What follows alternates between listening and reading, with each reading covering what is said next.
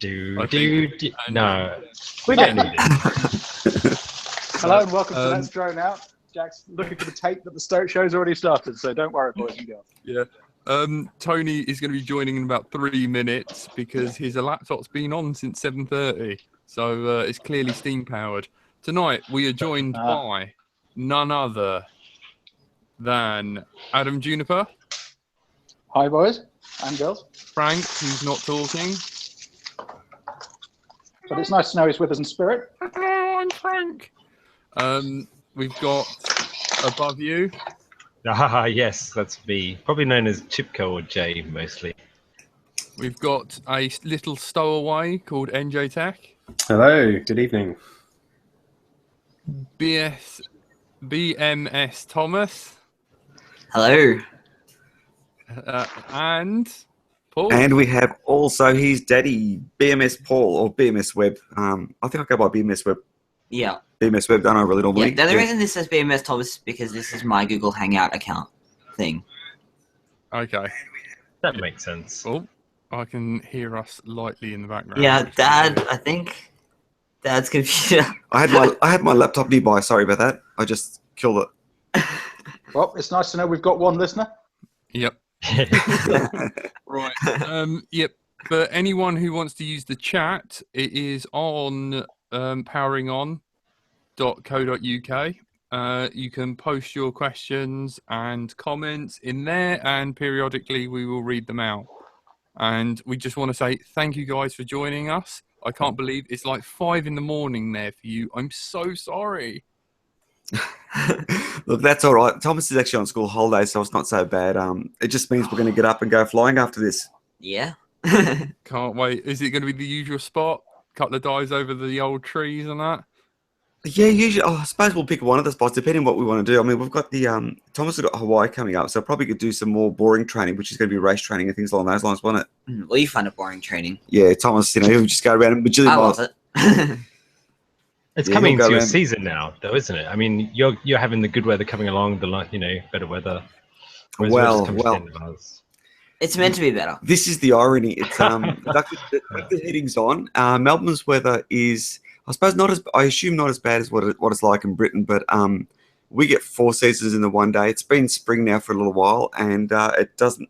We were wearing snow jackets when we were flying, and we'll probably be wearing snow jackets again today flying. So it's that cold. Wow. I think we in this country tend to assume that everyone else's weather is better than ours, but we forget that. Yeah, I think you're actually correct, because we've got a lot of British guys over here, and when I complain about our weather, they laugh at me. You know what I mean? Like, dude, it's not so bad. You know what I mean? Go to Britain, it's raining most of the time. You know, so we get like a little bit of a drizzle, and we're like, oh, we can't fly. I'd always imagined that most of America was fine, and all the pictures of San Francisco I'd seen had been absolutely beautiful. You know, that bridge, the sky, and all the rest of it. When you get there, the place is fog for 90% of the time, and they're like, no, it's like this all year. It's pretty mind-blowing, isn't it, when you go to different countries and see what the weather's like? Yeah, I mean, I recommend Iceland. The only good thing about also, how's my sound now, guys? People in the chat. Much better, Jack. You sound good. Sorry about that. Yeah, the only good thing about the British weather is when you walk out the door, it doesn't smack you in the face. Do you know what I mean? No, it's it always creeps a up little on bit. you. It lets you get far enough out of the house that you think the clothes you chose were fine, and then it gets you. Yeah, and you can never have an umbrella when you live at a seaside town, because it's always too windy. So it's you just have to get wet. It's great. So I can't believe you're talking about the weather, but guys I want to talk about drones, because I've seen some very exciting new toys this week. I've been in Photokina, which is every other year it's the biggest photography show in the world. So admittedly these are not racers. But I've just been touching the new GoPro drone, which is fantastic, with a slide-out handle. So you've got a portable gimbal with a battery in, and you can then slide that into the aircraft shell, pull the flip-out arms, and it flies off as well. So you've got all the stuff that DJI sell in one go, and it does mean you have to buy the new GoPro Hero 5. Though. Did you fly it? They wouldn't let me fly it in the hall, no. So it looks good and it sounds good, but We don't know yet. I think it'll be all right. I mean, it won't be. It's not going to race, is it? I had some DJI branded beer, so that was nice. What? That Yeah. is a real. The other day, I found out from Ben Portman that apparently, like with the pre-ordered Fat Shark goggles, you got a pair of underwear, boxers. I never knew about that. I was like, what? Now Paul, that is Thomas, branding. are you guys looking forward to getting hold of the new GoPro Hero 5 and smashing it up and then sending it to EE-Blog? Well, yeah. That's a Well, throwback, isn't it? That was actually my handiwork smashing the GoPro Hero 4. That's the irony. The only GoPro we've actually broken is the GoPro Hero 4 Black Edition, which was my pride and joy, and it was the most. So it just wasn't It a was spectacular. anticlimactic crash on the face of the planet. Yes. It's like, imagine being like only 10 degrees tilted over and you just like clip a wall and somehow the GoPro manages to explode itself. Did you put all of the Ouch. force into the camera rather than the rest of the craft? Yeah. Look, it was. Well, it hit arm first, so I'm thinking maybe No? it was just the way it hit that it must have put some strange force on the GoPro or something. Admittedly, it was all concrete. It was an indoor area, but Okay. it was realistic. It was the most uneventful accident ever, and I couldn't believe they actually Yeah. killed the GoPro. Yeah, and GoPro, they do kind of sell it on the whole action thing, don't they? It's not like it says this is super delicate on the side. No, not at all. But Well, yeah, I put my GoPros through hell. well, Thomas's LCD doesn't work, and it hasn't been working for about the last 2 years on his GoPro Hero 3 Plus. Is it Black Edition? 3+, yeah. And that one's still going strong. Yeah, You just I had get the lucky same with thing. some. I had the same thing with my. I have a GoPro Black. Literally, it must be no more than a mile and a half away from where I live, and I know it's out there in a field somewhere. And Oh, yeah. the silvers have been fine. I've never had a problem. Like they've got bashed up, but they're fine. But my black is out there somewhere, and I say the same thing every time. You can take the camera, just leave me the footage, please. So you've actually well, lost one. everyone knows mine is somewhere in a bloody forest in. What's the hill behind Brighton called? Devil's Dyke. Yeah, no. Yeah, well, you go up on the bus, don't you, on a nice trip. Anyway, if anyone finds it, do please send me the footage and then keep the camera. Mine's washed out to France somewhere as it got washed away with the river. My 3 Black. Nice. I don't know yeah. where in the world it is now. It could be anywhere. Well, I put an AR drone in the channel as well, but I think that's long gone. Is that your flying ability? I've lost the Yi up Devil's Dyke. Devil's Dyke is like the worst place ever to like constantly lose stuff. It's so well. The winds change so quickly, and yeah. But it's such a dramatic view. It's so worthwhile right up until it goes horribly wrong. Oh my god. Well, it's like that, isn't it? That's the worst thing. I think we've never actually lost a camera, have we? We've lost the memory card. Oh, we have lost we a have lost the camera. camera. Yes, we have. That's right. But it hasn't been anything expensive, which is I think if I had a choice of losing a camera or breaking it, I pick breaking it any day because that way at least I know it's gone, and I haven't got that sinking feeling knowing your GoPro's out there or your camera's out there. Because I still have it. I still have it. Like it's been about a year, but I know it's there somewhere. So I suppose they're like Gosh, pets, aren't they? You don't want your pet to turn up missing. You would rather it dead, so you had that closure. Yeah, Well, closure calm is down, important. Jay. Well, we do treat them as pets these days. Come on, boy. Come on. yeah, it's a very good analogy. Isn't it? I guess it would be different if we knew that maybe it had been picked up by somebody who was down on their luck and they'd sold it and they'd bought some, food to sustain them or, extra strong lager or something that they really needed.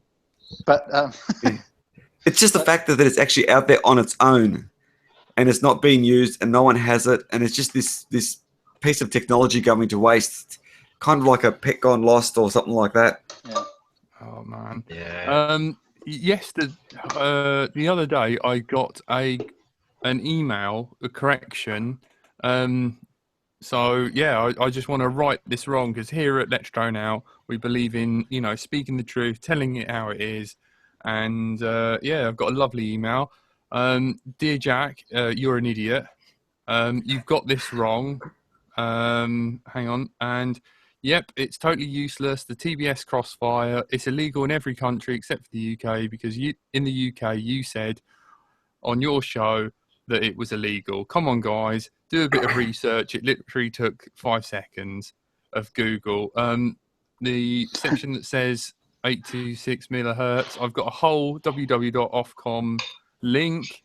Apparently you can use those signals, but they are used by a mobile telephone company.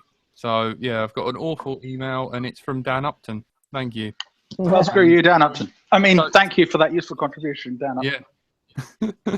So I'll post the link on that on the on the FPV hub. So yeah, Jack was wrong. I thought my source was reliable. So Painless 360, if you're listening to this and you told me that the Crossfire was illegal, I've got some notes for you and an email to forward on to you. So I know that's throwing you under the bus, but in I fairness, get emails about this now. In fairness, Jack, also to the research point, if we did stop for 10 seconds to research everything we said, it would be a pretty slow show. It is now, anyway. Let's ask these guys some questions. I have been following you guys way longer than I can remember, and you made it onto my favourites playlist, where you guys were chasing each other on the beach, playing what is it?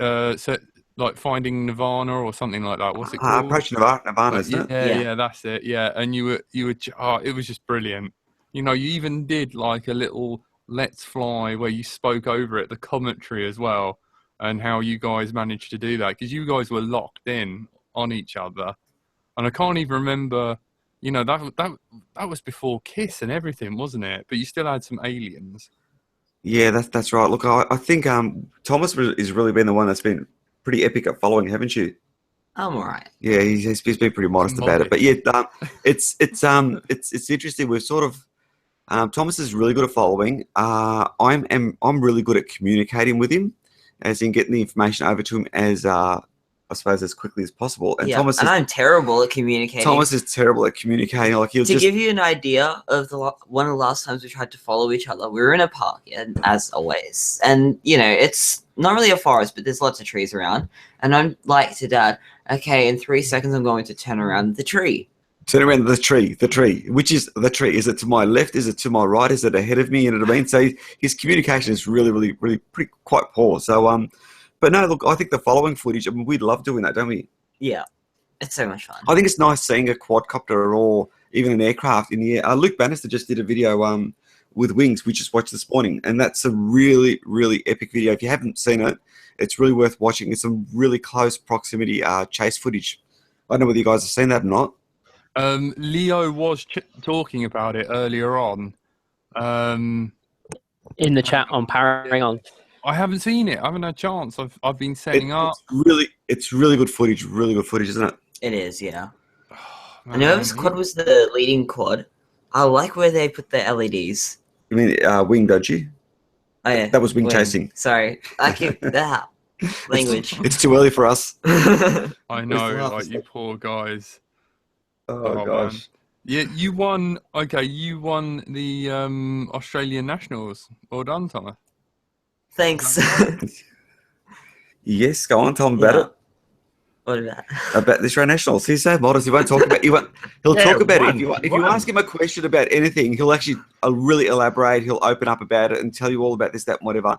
But if you ask him anything about things that he's won, he's like, "Oh yeah, yep, okay," you know what I mean? But yeah, look, he went through and actually won the race, and he was also fortunate enough to actually win the Acro too, wasn't it? Yeah, somehow. I am. So that was so proud of you for using round of applause. A GoPro as well. Well, yeah, that was his choice. The problem he had was you've got the two. You explain the issue that you had. Well, the issue was originally the Acro was going to be a HD camera only competition, but then on the day they changed it to it's just an option. So my only quad that can carry a camera right now is the Alien 6-inch, and the Helix is 45 degrees tilt as opposed to 35. And on top of that, the Helix is a super fast, speedy, like, crazy machine.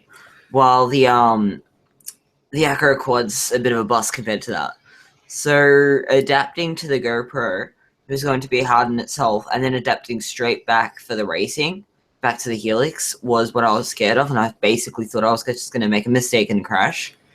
But thankfully, I didn't collect anything. Well, what he said to me was he wasn't sure about what to use. He asked me, he goes, look, do I go to the GoPro Quad or do I stick with the Acro Quad, with the race quad? And just do my Acro with that. I'm going to have more of a chance of, doing well with the race quad, because that's what I've been flying. So I asked him, I said, look, what do you want to do? I go, what are you actually after? He was after the GoPro footage, weren't you? Yeah, I wanted to. I was already in the mindset. He really wanted the GoPro footage. I said, okay, so what if you used the GoPro and got GoPro footage of your Acro, but you lost the Acro, and then you went through, because the camera angle changed, lost in the race, smashed into a gate, and it's over, but you've walked away from the Australian Nationals with just GoPro footage of yourself competing in the Acro. Would you be happy with that? And he said, yes, I would, wouldn't you? Yeah. So as a result, he went out there and just flew what he wanted to fly, didn't you? Pretty much, and somehow they decided that I won. So yeah, and I'd actually, the irony was they'd already awarded the race win, and I'd walked away at that stage and started packing things up. And when they announced the Acro, they mentioned his name as the winner, and I was miles away, wasn't I? Yeah. So I never got back and got a photograph of you, did I? Not for the Acro, no. Not for the Acro, no, I didn't. So yeah, he did really well. He did really well. He's trained hard. He's worked hard. So yeah. Brilliant stuff. Well done, Thomas. Good job. Yeah. Thanks. Good job, man. You're slaying it. Teach Final Glide a lesson. Who's real? What is the Helix like? It's really, really good for it. It's the next configuration, like a lot of the new races going. Yeah. One thing that's awesome about it though is that it's got that integrated PDB flight controller on one board, and then it's got the. No, it's a custom one just for the Helix. Oh, okay. Yeah, and it cleans up the build heaps, and it's epic because it's pretty much a full racer, but then you've also still got good serviceability. So, like for example, I blew up one of the flight controller PDBs recently. He actually crashed, an NC caught on fire, and obviously that short circuit or something, and your flight controller went. Yeah, and we were able to switch everything out in about 10 minutes and have it all flash ready to go again for flying. So you've got pretty much a full race frame, but it assembles really well. It's worth mentioning too that what he's actually flying with at the moment are prototype frames. He got a prototype. He got the first one outside of Impulse, and that was back in May.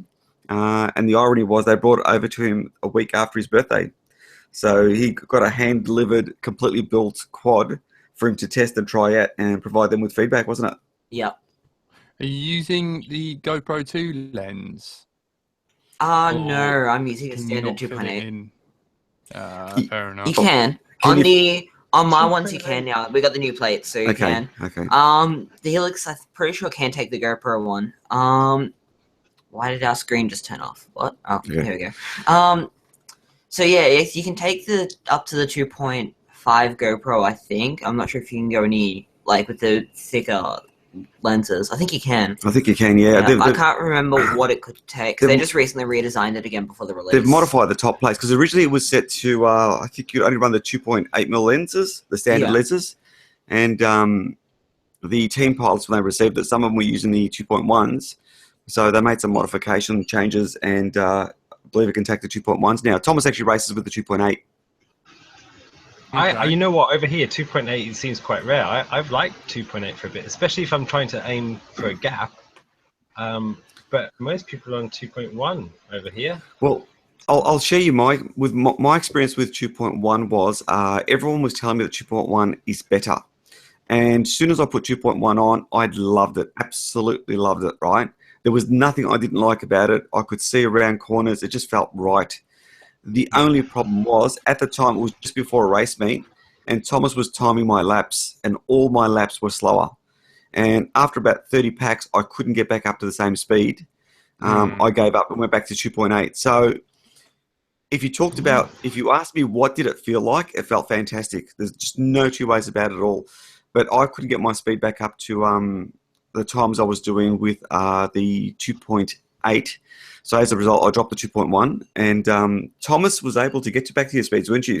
I was like, if it was early race, I'd be better off on 2.1. Like, if for some reason I missed out on a practice or something, I could easily get quick times on a 2.1.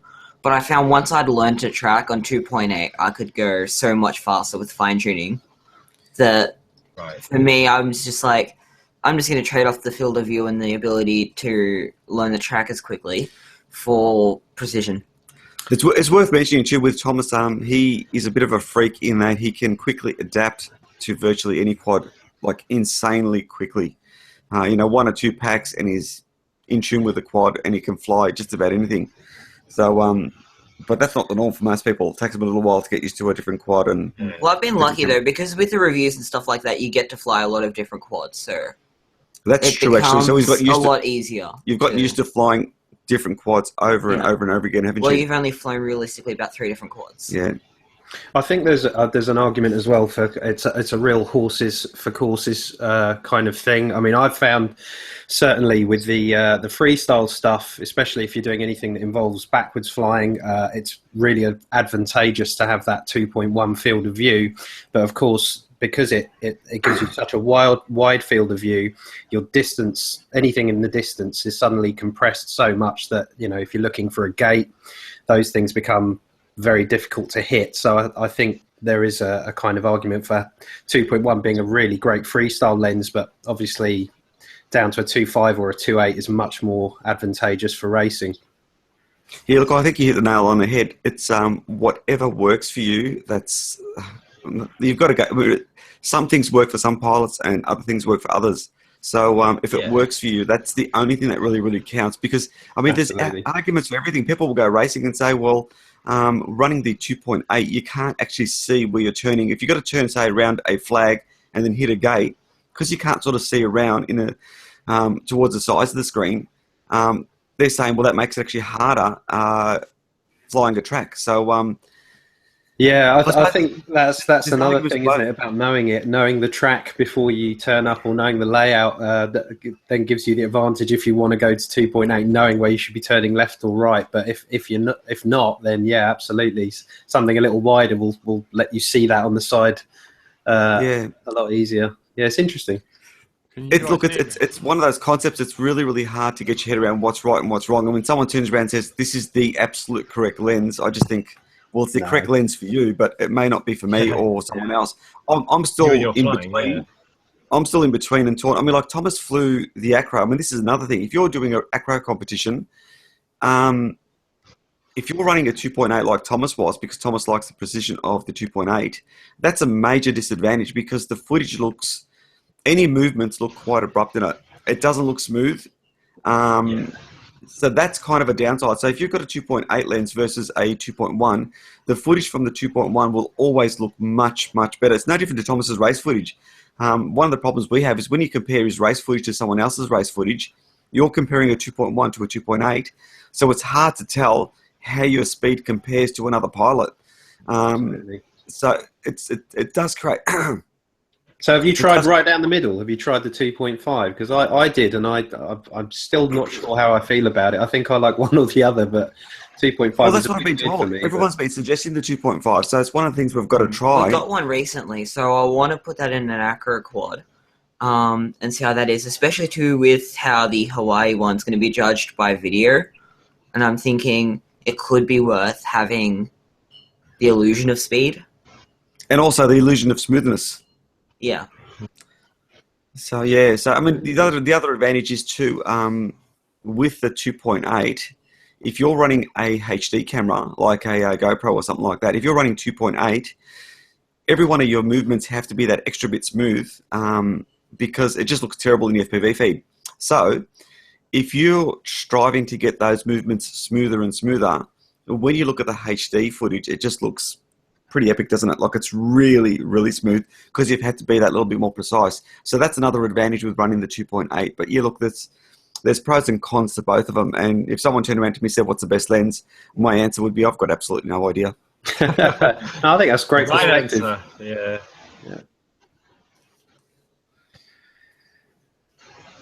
you still running that 2.5 on your fast beast, Neil?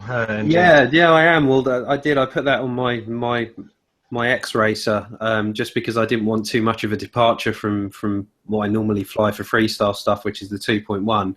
And it was nice. I could tell there wasn't too much of a departure. It did still feel good, but it also takes away a little bit of having to have that up tilt angle so critically right. And I think when you flying 2.8 on a very, very fast machine, getting the up tilt on a 2.8 is quite a critical sweet spot, whereas a 2.5 is a little more forgiving, and obviously a 2.1 you can almost run the thing flat, and whatever angle you put the quad at, you can just see. So, but yeah, for something that moves as fast as that X that I have, I think the 2.5 for me, again, it's always so subjective as Paul and Thomas have said, but the 2.5 for me is working pretty well. Yeah, look, I think the 2.5 is something that we have to try for sure. One of the biggest issues we had people over, and Thomas was flying his race quad. This is the one previous to the Helix, and they'd come over for a flight with us. And Thomas did the most amazing display. This thing was just hiking. Look, it was just so fast, taking these tiny gaps, doing over-unders at insane speeds. Like he was powering down through the over-unders. So he was like, coming straight through really, really fast. These guys were totally blown away.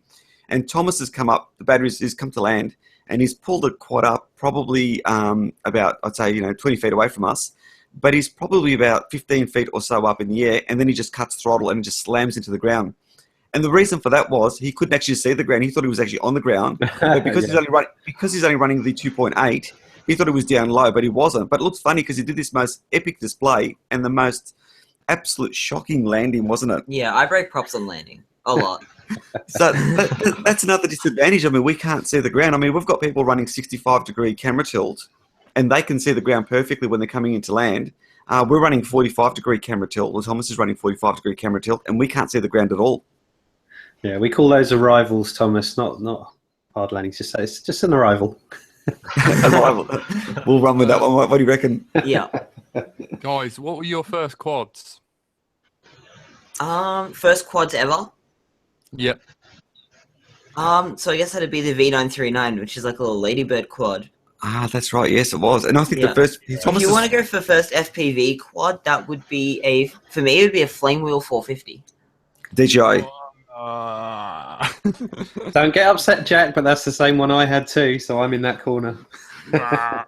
My first FPV one was a Wartox Flyduino frame. Fond memories. Oh. Knuckle H quads. Well, no, actually, no, tell a lie. An Anycopter KK2 made of wood. Woodcopters Anycopter, I haven't heard that name in a while. Yeah. So you guys have been doing it for a while then? Oh man, I'm prehistoric. I haven't been doing it since the dawn of time like Tony. I don't think anyone has. Well, Jack was building them out of wood by the time everyone else was buying proper parts, though. Yeah, you just true. like it. Yeah, I like wood. Wood is good. Like Tony's first quad was made out of dinosaur bone. Is Tony still there? Tony? He's there. He hasn't said a word. Weird, like no retaliation. I bet he's going mad. Or he has actually bought a voodoo doll and he is sticking pins. Or he's swearing away at you, but he's not worked out the silencer button. Yeah, he dobbed me in. I missed a swear word on the last episode. The one that's like an hour and a half long. And then straight into the chat, dobbed me in. Oh, you missed it on the 10-minute mark. At least he didn't complain to broadcasting standards. Oh, God. Doesn't have a little quiet word with me. Oh no, he's left. He's upset. Tony, if he wasn't upset before, he is now. Tony just grasped me up. Oh, and Jack. You'll live, Jack. I'm sure. I know. Hey, I mean, to be fair, on the show, you did actually say, "Oh, we don't have to worry about swearing. We can swear." Yeah, I know. So. We can swear on my YouTube, man. Don't worry about it. Oh, Tony. We're sorry, internet. I'm sure you've heard those words. But Tony has had internet woes, so he might be just distant. We let Adam on, and he says absolutely heinous stuff. Tony. I'm listening Tony's to all you lot. stressed out. He's just moved. I've been listening to your rants about 2.1 and 2.5. etc. Oh, it's an interesting topic, I think, because It is. it's What your are the field of EF view from the start Yeah. as soon as you start flying. It's Off the top of anyone's head, what are the EFLs for real photography? I've Do you got know no that? idea. Equivalent focal lengths. That is Ah. what it is, isn't it? No, what? For No, but wide angle. surely not. It'd be like 28 or 20, a fish. Equivalent as in for yeah. I as know if what you mean. as if SLR. there could be an equivalent, but I think it's just the CCDs are, but they're tiny. So Yeah. it's how it feels. So I have had a PS. I got told off that basically Adam, Jay, you guys need to talk about Phantom stuff a bit more. Well, We need to Jay shut and up. I are going to set up our own show soon, so we talk about that stuff, right? yeah, Oh, sweet. yeah. Sweet. From the making. Racing forever. And freestyle. I prefer freestyle. You guys, eggs and spoons. Just where it's out. excellent tomatoes and spoons. I don't know whether you. I don't know. I'd like to start a race circuit next year and just practice a bit, but I've always just enjoyed flying and throwing it around in the air. But I don't think NJ will let you. No, he might. Jay, let me tell you a story, Paul and Thomas. Jay, old school flyer, flew fixed wing, got into the old dronos. Has got himself a BNUC, and he's been flying 450s kind of stuff. And then he started to get into mini quad racing and stuff. And I was quite late to mini quads, really, wasn't I? Yeah, and then he starts hanging out with NJ, and it was some sort of Nazi military training regime of you will be fast, Jay, and has turned what I can only describe as Neil from the Young Ones into Roadrunner. Wow. Anything it was just I was like, is Jay flying that? Wow. But if I've only had most people. I've been flying line of sight mostly, so I guess this year's been my FPV year, and it's been a fun year. I can't wait for NJ to get out there, meet Thomas, chill with Paul, do a bit of flying with those guys, and then he's going to come back, and Jay is going to, he's going to be shouted at like an abused housewife. And NJ's going to come in, he's going to kick the door in, he's going to be like, it's not fast enough, start slapping you about, because obviously Thomas has made him light speed now.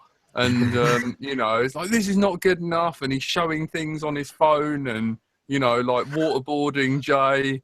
As I said before, it pretty much was the kind of typical 80s training montage. We sat there and went through everything, and, there was lots of lifting heavy carts of farming equipment, and we got there in the end.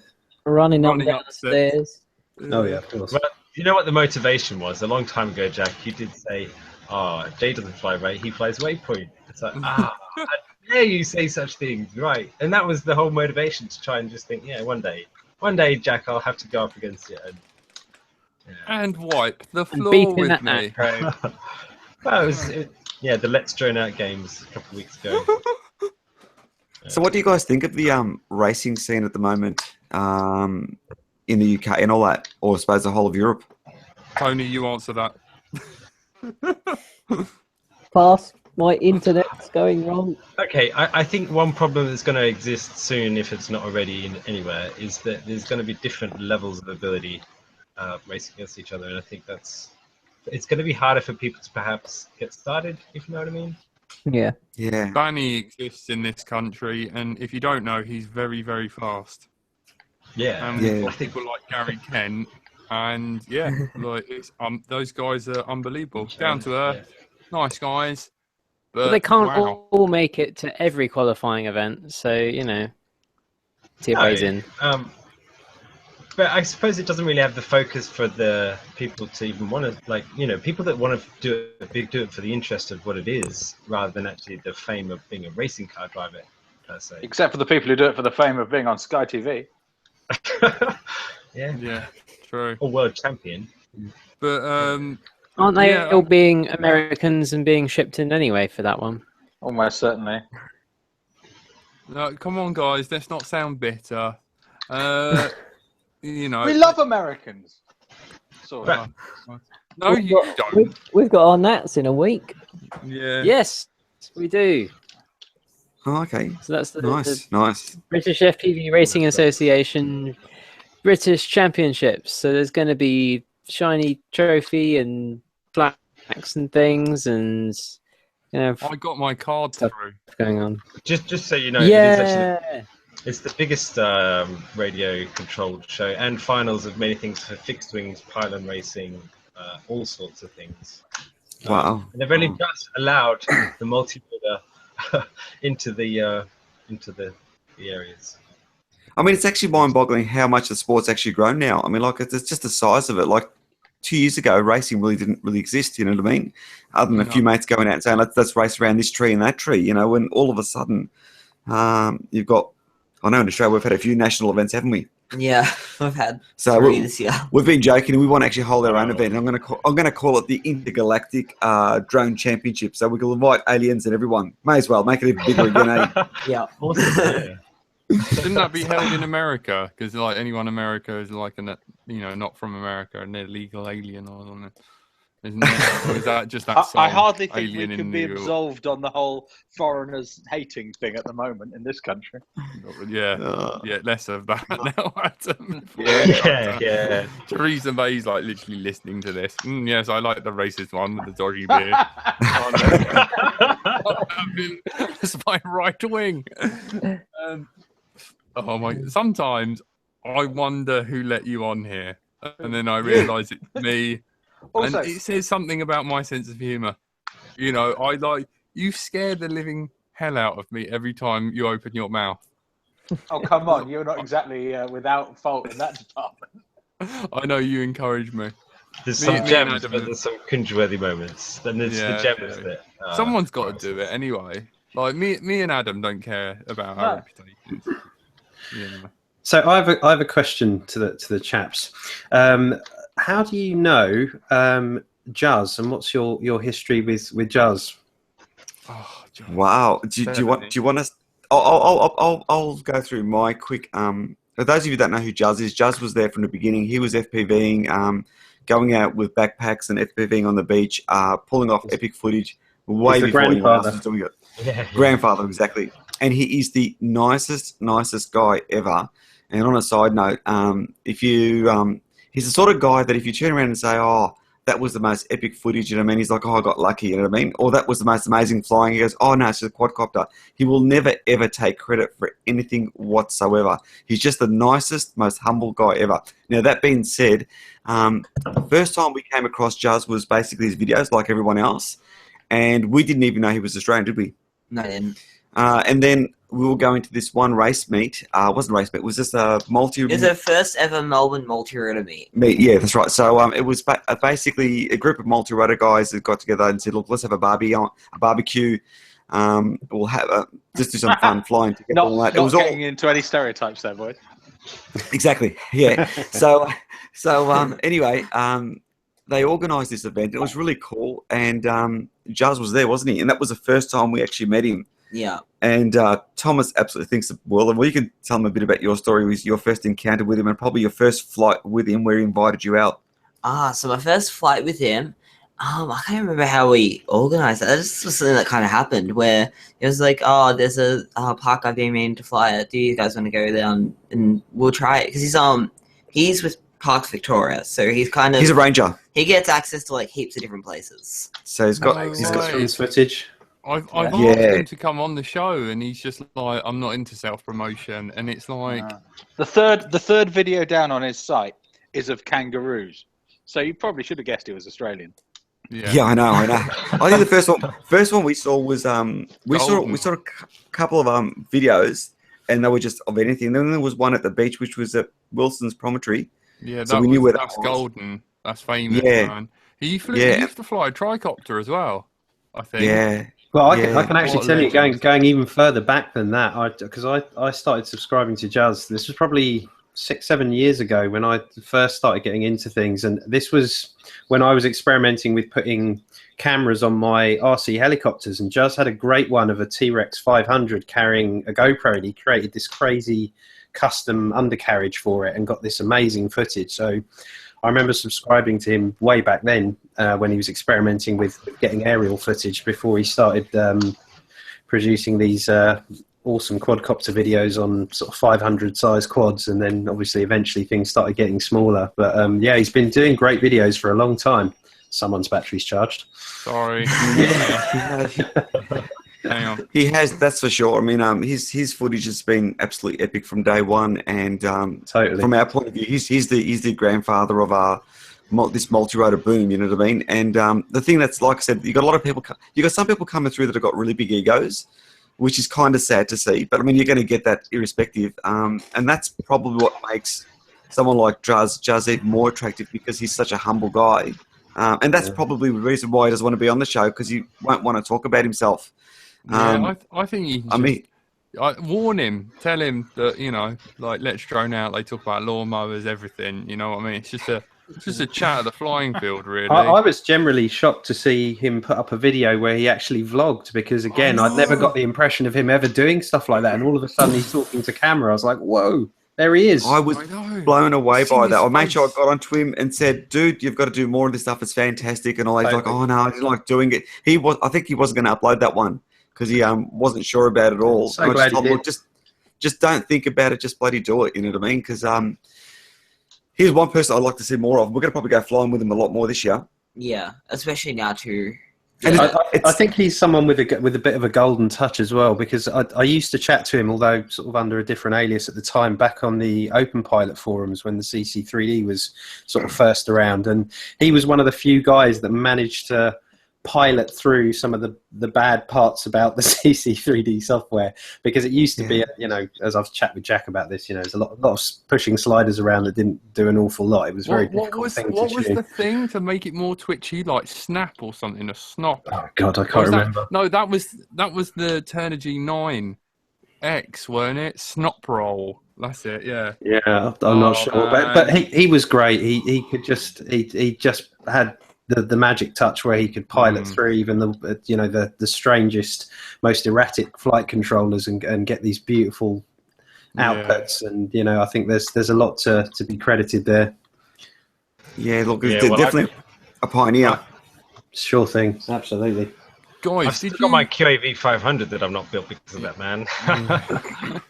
Guys, I mean, he FPV big ones, didn't he? I mean, huge. To think of it, just flying them around the parks these days, it'd be crazy. Like, how did you start out before? Have you done any helis, or I think you guys have done some fixed wing, haven't you?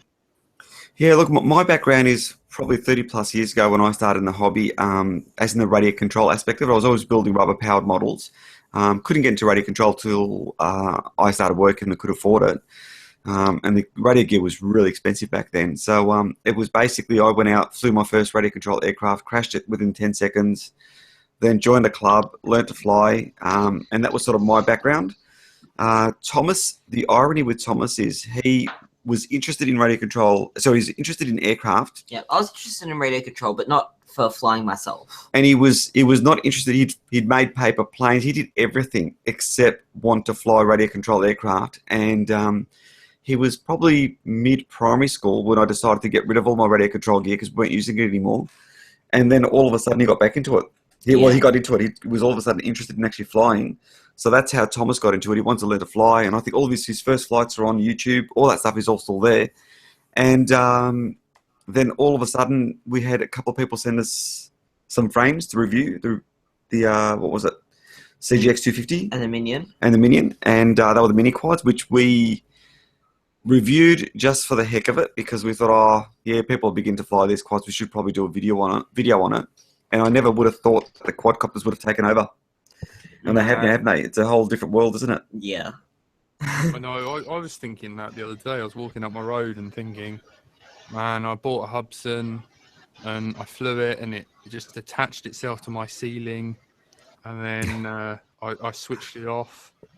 And now it's my job. And it's really weird. And I get to talk to you guys and everyone else. And it's a real pleasure. And, Oh, look, it's also fantastic. The other special thing about the hobby is you've got the opportunity to meet so many different people. We're really lucky because we get to meet people from all over the world. And the thing is, when you meet up with anyone, you guys would know this too. I mean, you might talk to someone on YouTube or Facebook or something like that, and all of a sudden you go out for a fly with them, and it's like you guys are best mates and you've known each other for ages. You know what I mean? Yeah. So most of the community, I'd say 99% of the community is absolutely fantastic. And that's probably one of the big things when you go to these race meets, like the Nationals, or you've got people from all over Australia, or if you go to Dubai, we had people from all over the world. And you've got this commonality and you tend to click with all these people. I remember when Dubai was over, at one stage Thomas turned around and said, we're not going to see, Metal Denny. We're not going to see, the Rotor Riot guys and blah, blah, blah. It was just really kind of sad when you leave these meets because you get to know these people, and over that course of 1 or 2 days, you sort of become mates. And that's really the way the hobby is. And we get that even, like I said, when people come out for a fly with us, and we'll have a great day, and then all of a sudden they're gone. It's like, oh, that's a bit sad, you know what I mean? But yeah, look, it's a good community, and 99% of it is just absolutely fantastic. Yeah, I totally get what you mean, like, because I don't know whether it's because, like, Tony's some sort of contagious disease on my life, but he really does feel like family to me. I trust that man with my PIN number. Oh, I love you, Jack. Well, it was like when you rang me up, Jack. I mean, that day on Skype, I mean, we just chatted a little bit on Facebook. Yeah. And we were going to have a quick 5-minute chat, and I don't know how long the chat went for, and eventually it's like we're supposed to be this really quick Skype chat, and we were just talking like we'd known each other for years. You know what I mean? Yeah, totally. Yeah, like it's like that, and I'm even talking to you now. This is the second time I've actually spoken to you, as in spoken. Yeah. And even the rest of the guys, you just feel like you're mates. I mean, you could go and hang out with each other, go for a drink or whatever. You know what I mean? Have a fly. It's true. There's a really, really low arsehole ratio in the train. Yes. Yeah, that's the way. Yes. And I mean, look, we do all want to talk forever, and I could say that for those of you who listen to the show regularly and are aware of our many technical problems, you wouldn't believe how much time we spend talking about the show when we're not on air. Like, the conversation is actually almost continuous. I know this because recently I got an Apple Watch, and it links into the Skype. Every time one of us messages each other, it wobbles my wrist. And that conversation is live 24/7. And we still start late every week. Yeah, that's it. We were up till like 1 or 2 in the morning, like sorting a few things out. But yeah, this show has literally turned Adam's Juniper's arm into a battery-operated sex aid. And that's why he's late. Getting to the hour mark, you know what happens with Jack. Yeah, good point. Oh man, yeah, you've heard the secret episode that I will get on to editing soon. So, the Boris episode. Oh, that was pretty epic. Yeah, as Thomas listened to it, is he scarred for life? Yeah, look, I thought it wasn't bad at all. Look, I don't think it was that bad. I mean, it wasn't. I thought it was fine. There was nothing that I heard that was really, really like, oh my God, you know what I mean? We need to edit that out? I didn't hear anything that was really, really that's just my personal view. With respect, though, you're Australian. Yes, true. But no, and also, I mean, the few little odd word that was said here and there, it wasn't said. It was said in a joking way, so I don't think. Do you know what I'm saying? Like you could say this. You could say the same word, and you could use it harshly, with the intent of sort of putting someone down or whatever, or it could be said lightheartedly, and it's just purely a joke, and everyone gets it as a joke. You know what I mean? So look, I think even nowadays people get all the political correctness and all that. And we've gotten to the point where this is just my opinion. Some of the stuff that we look at as being bad, it's just gone over the top. You know what I mean? Where everyone's trying to be really, really careful about what they say with everything. I mean, look, we're still careful with what we do with our channel, you know, because we've got a lot of young listeners. But totally. I think some people just get too carried away with it, and they just try and filter out absolutely everything, which is kind of crazy. That's why we have Adam for that, so that that's his role, and the safety wise. Well, I've got to prepare the little boys and girls for the real world. Yeah, that's it. I just set everything on fire. I saw the legit guys making custom wings for the BMS guys. Is that true? Yes, look, that was really, really cool. Look, they got in touch with me and said, look, can you do... the problem we've got is when we started the channel, originally it was all about working out how to do things ourselves, and we were trying to find that information on YouTube, and there wasn't that much in the way of information about some of the stuff we were trying to do, like what camera did we use, what works and what doesn't. So as a result, we started reviewing the stuff we were buying, and then eventually it sort of got to a point where people wanted to send stuff out, and we'll review it, which was great. You get something for free, and you can share the information, you know. So that's kind of a win-win for us, and it's a win-win for the community in general. But then all of a sudden it got to a point where you've got every man his dog wanting to, I've got people trying to send me vacuum cleaners to freaking review. And what am I going to, you know, vacuum cleaners or a blender and all that? And I'm thinking, look, I can't really do a blender review on my channel because no one will watch it, you know. So it's gotten to that point where things have gotten out of hand. So anyway. I will admit, did you, Yep. it was you that did the old telemetry tutorial, is that right? You did the telemetry tutorial for the NACE 32, is that right? Oh, yes, I did. Yes. Yep. And that's how I learned how to do the analog telemetry via the NACE 32. I just want to thank you for that. This is the funny thing. I had Juz contact me once. We'd already met him, you know what I mean? He goes, yeah. He contacted me and said, look, thanks very much for the tutorial. I'm using these. I've actually favorited these videos. They're fantastic, you know what I mean? And I'm like, how the hell could I possibly be teaching Juz anything, you know what I mean? So that was kind of mind-boggling in that. But anyway, back to the wings. So anyway, they got in touch with me, Team Legit, and said, look, we'd like you to do a review of your wings. So I just said, look, I'd love to, but I know how long it takes to build a wing, because we did one for the Juggernauts, which is Sweet Wings. And it's a lot of work to put together a wing. And with what we're doing at the moment, Thomas is racing and all that, I haven't really got the time to do that much building. Like at the moment, we've got to build another 5 helixes for him for Hawaii. So we're flat out with all that. So anyway, to cut a long story short, I said, look, I haven't got time to build it. Maybe try in a couple of months. So a couple of months went by. They got in touch with me again and said, look, are you ready for us to send you the wings? And I said, look, I'm really not quite ready yet. You know what I mean? Maybe give me another couple of months. So a little bit of time went by, and then they got in touch with me again and said, look, if we sent you the wings and they were completely built and all you had to do was fly them and just share it with the community, would you be willing to do that? And I thought, oh, okay, if you're going to send me built wings, yeah, why not? You know what I mean? And I was quite surprised that they were willing to do that. And then the icing on the cake was we've got Heather and Shane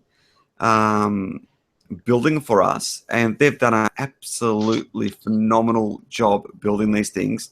And when I say phenomenal, I'm not just talking about just the build quality, just the amount of love and thought that went into the builds. I don't know whether you guys have seen the wings or not that they've done for us. They're absolutely beautiful, and it's just so thoughtful what they did. I'm just so touched and blown away by it. It's just mind-boggling. Yeah, oh god. This is Mr. Flash Gangster and Mrs. Legit, Flash Gangster. Yeah. Team Legit always have things that look really good. They really do. They've got such a good little style of them. I even like their little logo as well. Because they were making power distribution boards for the ZMR, weren't they? And they were quite sought after and hard to get hold of. Yeah, they've done a few good things at the moment, and they're growing at the moment quite quickly, which is fantastic. It's good to see wings are really growing, and that's getting back on the radar. We've got Luke Bannister now flying wings again, so that's really, really good. Because that's one area of the hobby. I mean, the biggest issue we have, I love flying aircraft. Really, really love flying aircraft. I've got 2 projects that I haven't finished off. I bought an ASW-28 glider, and I was supposed to be putting in head tracking in it, and it was going to be like a radio control gliding simulator. That's not really a simulator because it's real, but it's still radio control. But I wanted the full gliding experience with the Vario, the whole works, and I've bought everything for it, but I haven't put it together yet, have I? No. So, but I want to do more fixed wing stuff too. I really want to get back into it. I think it's a good career move. Probably help you get jobs with the delivery people and that. Well, do you reckon the delivery stuff is ever going to happen? Well, there are real people actually working on it in this country. Near I think given in Somerset, they're working on legislation, not just the delivery, but there's the hovering mobile phone masts, that kind of thing, for events. And I think wings are obviously just so much more efficient. Oh, there's no two ways. I remember at one stage we were flying the FPV wings, and we were also flying the quads when we were going through that transition period. Thomas was flying his Minion 220, and I was flying my Zeta FX 61, I think it is. And I was out probably 2Ks away, and Thomas crashed his quad, and he wanted a hand looking for it. So I just switched it over to RTH, and this thing was circling overhead probably, I'd say, 30 minutes or so. And we found his quad, got him going again, put my goggles back on again, went out for another few Ks worth of flying, and then came back and landed. And you really can't do that with a multi-rotor. So yeah, look, they're a fantastic platform. Yeah, what were you saying about the legislation, Frank?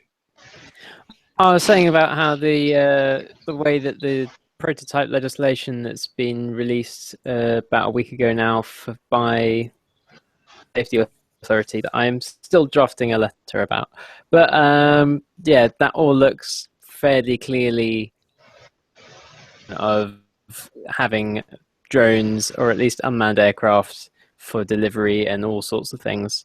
It's opening that sort of thing up, so I definitely think they're looking that way, and probably in talks with Amazon and also looking at other bits of legislation. I'm pretty sure they're talking to DJI as well. Some of the requirements for hardware. Flight separation. So yes, I mean, there's a commercial aspect to these things flying in the air, whether it's a fixed wing or whether it's a multi-rotor. But one thing they have to try and sort is what point can planes fly at, as opposed to manned aviation, and keeping stuff in this safe separation. So legislation has to catch up with the technology and. Well, I think that's already pretty clear and sorted out in terms of commercial aircraft versus us. I think the key bit now is the for example, light aircraft, particularly helicopters. Like the separation between low-flying helicopter operations and us is not that much at the moment, and that seems to be what the legislation is concerned about. But the legislation doesn't prevent also people and security methods trying to bring these down from the sky, just because it's there. So even not intentionally. What about you've got these say you've got Amazon doing a delivery of a parcel. I don't know if they're going to ever go down that path. You know what I mean? But if say they are. And little Johnny's out there in his street. His mum and dad have bought him a new kite, and he's got it up. He's flying it. It's probably about 300 or 400 feet up. Is this thing going to even?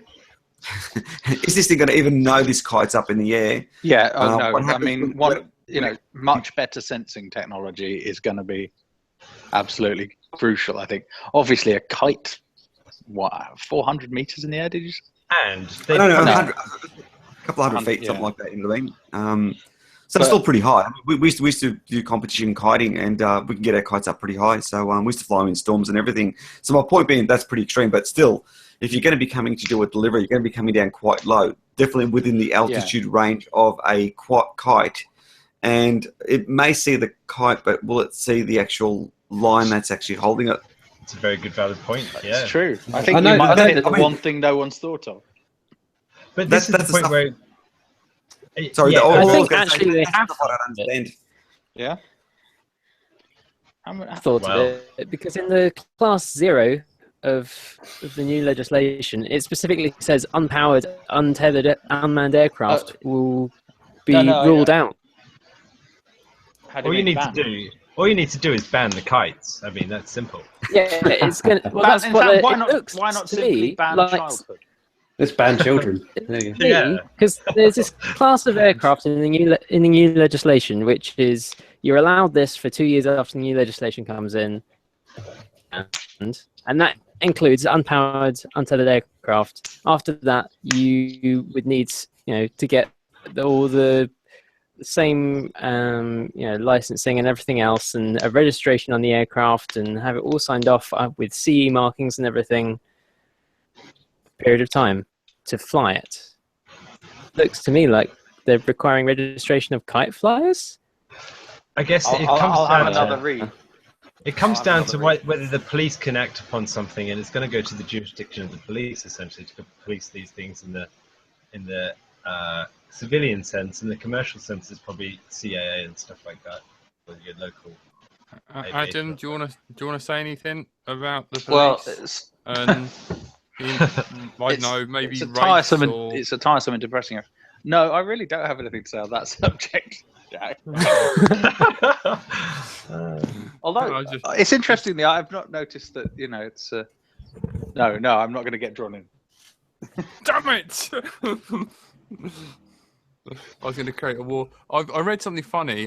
Chris G said, I found my Hubson in the street. No one claimed it, so I bought a TX and a charger. Jeep online, and it gave it a happy home. Sorry, that's Chris sweet. G's just like, I found this kitten. I guess it's mine now. I better get some kibble. Going to make sure my Hubson's not got anyone in. Yeah. Oh, we've hit an hour mark. Is that a problem for anyone? I think I should hit stop on the record on the podcast, but I'm sure you'd be happy to carry on the Hangouts. I don't know. I have to go, but it would be awesome to stay here forever, but I can't, sadly. So those of us that do have to go, we will say good night to you on listening live on poweringon.co.uk, but I'm sure Jack will happily share out a link to the show. No, I want to say, if you want to keep the show independent and going, Frank needs more money for editing, because I had to edit last week's show and I left a rude word in there, and I'm very sorry. I'm not a professional editor, so if you don't want to be offended, please give Frank money. Let's drone out on the Patreon. And the other news is White Spy, if you're still listening, do you have any 8-inch HQ props that aren't the slow fly version? And where are you? Are you dead? I miss you, my friend. Please don't be dead. And that's it. That's all I want to say. All important updates. Yeah. For now, it's been great, guys. Bye, Adam. Bye. Tally-ho. Please don't be dead. Yeah. I don't know. He might find that funny. I don't know. Well, I hope so. I think he's just snowed under because he's selling a lot of F4 boards at the moment because of the lovely new race flight. Well, I don't know whether it's lovely. So I've been sent a review sample of the race flight controller as I had a good chat with Preston, one of the designers. But I've been chatting with those guys on the development of that and testing it since it was sort of first in beta.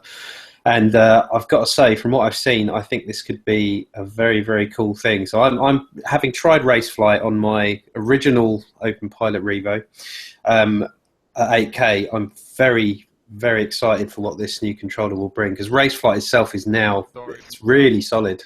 I missed that. I keep getting booted from the call. I was just saying that I think the Raceflight controller will be a really good thing. So I've got one in the post, hopefully to review in the not too distant future. Yeah, I got an F4 board coming, but I thought we were like not even the limits of F3 yet. Yeah. Can you hear me? Just about. Yeah, I can hear you, Jack. Man, this sucks. Sorry. Paul, have you guys had any experience with Raceflight yet? Have you tried it? Well, this is the I'd love to. It's one of the things that's on the to-do list, but so many things are. Like even with Betaflight at the moment, we're still not running the current version of Betaflight, are we? Not anymore. With Thomas, up until only, I'd say, probably about a month and a half ago, was still using Betaflight 2.20. So that's way, way, way back. And the Helixes are now running 2.9, is it? Yeah. 2.9, but they're running custom firmware. Right. Okay. So, and the reason the reason's been we've stopped updating because we've just focused on the flying and trying to improve both of our flying ability rather than focusing on the retuning.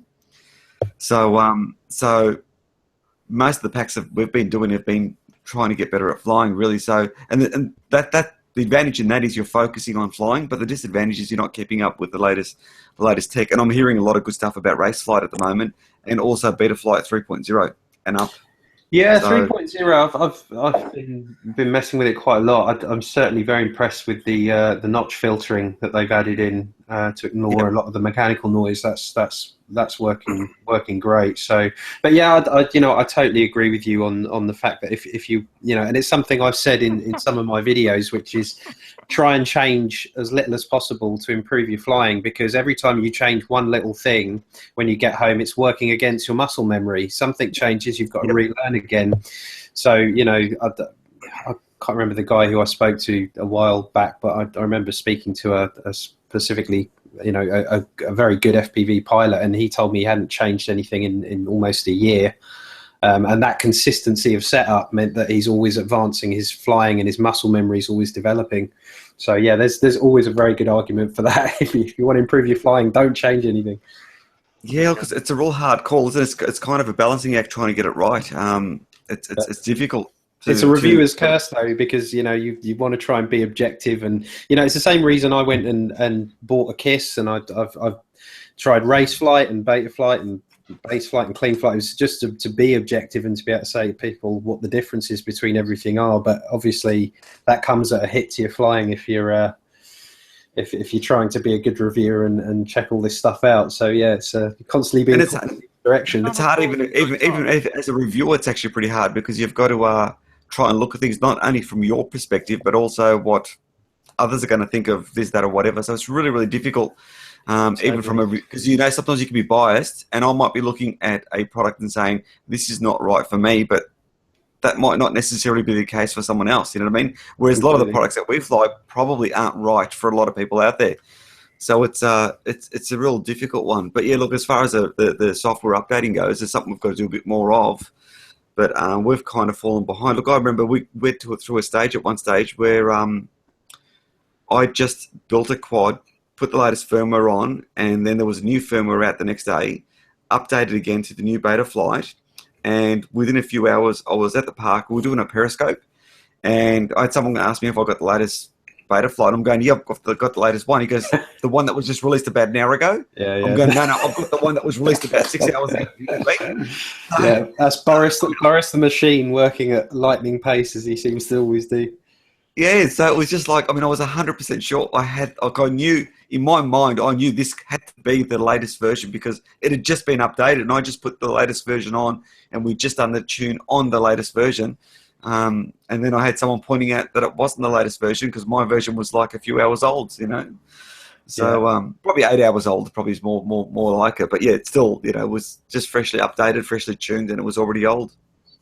Yeah, it's crazy how fast that camp moves. But it's a good thing, I guess, in terms of they don't pull any punches when it comes to trying out new stuff and developing the software. But the team's quite big now. I think there's Boris, but obviously there's a big line of coders and testers out there helping them move it at that pace. But everything's moving so quickly now. I was listening to a conversation Thomas was having with someone, and someone was asking him about his quad, and he goes, "Look, mine's running really old technology. You know what I mean? This is like pretty much all superseded. I've got to update this, that, and whatever." And the guy's going, "Oh, right, you know what I mean? Because I'm running just little Bs. They're not even little B, BLL Hell yes. You know what I mean?" Mm-hmm. He goes, "These are like, probably about 4 months old. And it was just like he was talking about this old technology, but what he was talking about was something that was only like a few months old. You know what I mean? Like 4 months or so." Which is just mind-boggling that we refer to that as being old technology when things are moving along so quickly. Yeah, it's worse than computing, isn't it? It's just moving at a frightening pace now.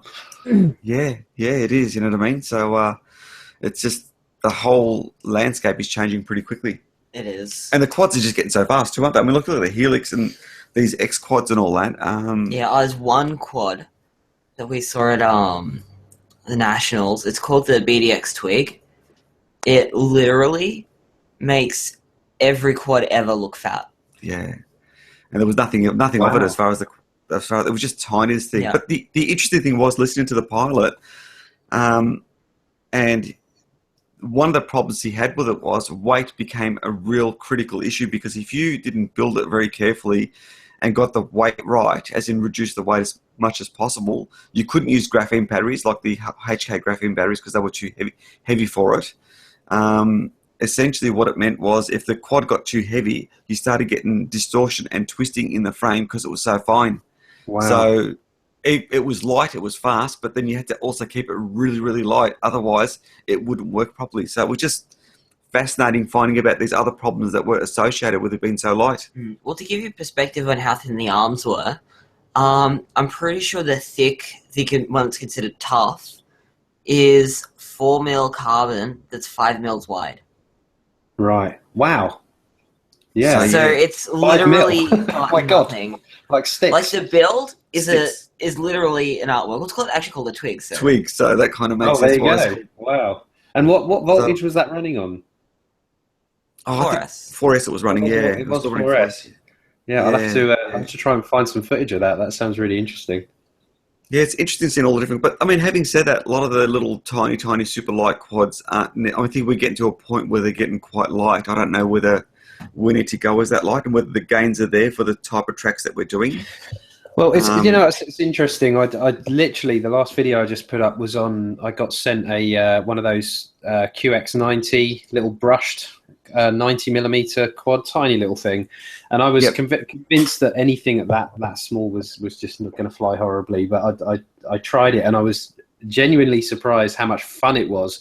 But the one thing with the lighter the quads get is the lack of inertia they have into a maneuver. So when you're doing things like split S's and anything that you kind of rely on some of that forward thrown weight of the quadcopter to make you're used to piloting with that weight to give you a smooth half circle into a split S or a power loop or any kind of maneuver like that. When you suddenly take all that inertia away, it requires a whole different way of piloting completely, when you're flying with something that's so light. So it's interesting how that suddenly changes the dynamic, because the power's there, you can still flip and roll as you normally would, but then there's certain maneuvers, as I said, you're just used to the weight of the quad and working with it, and all of a sudden, you can do. I remember specific. Hello. Hello. I think he's timed out. And yeah, he's put himself on mute. I don't know. It cuts you off. I've been cut off as well. He was getting to the juicy bit. I know. This is what happens. Every time I ask you about fixed wing, it would cut me off. I've got no idea what you flew for fixed wing. No idea to this day. Gosh. Oh, gosh. Google Hangouts is a bit... Did you add Gabe? Yeah, I've joined. Yeah. Hello, Gabe. Sorry, I'm sorting out drama. Someone's complaining that they couldn't listen to the show because someone wouldn't let them into their group. So I'm trying to defend their corner. So I've been trying to get my planes back up in the sky because I started on it, and I've got a few, but I miss it. I do miss it, and I guess the thing for me is the UK is quite densely populated if you think about it, and if not, it's farmland, and the farmers get angry. You can't really fly a fixed wing in many places, so I got a fan of the park flyers over here. But I haven't flown it for years, literally years, and I've been missing it. I've only just started flying wings, and but ironically, I've always wanted a wing and never flown or built a wing, so I'm really keen to start with a wing. Look, they're really, really cool because unlike the with the quads, we tend to stay really, really close, and I think the reason for that is because you're going to crash probably, so you don't want to walk too far away to pick up your quad. So, but the advantage with that is we can fly anywhere. But with the wings, the disadvantage is you need somewhere to come in for a landing. That's the biggest issue. Yeah. You can get up just about anywhere, but you need to be able to come down and land.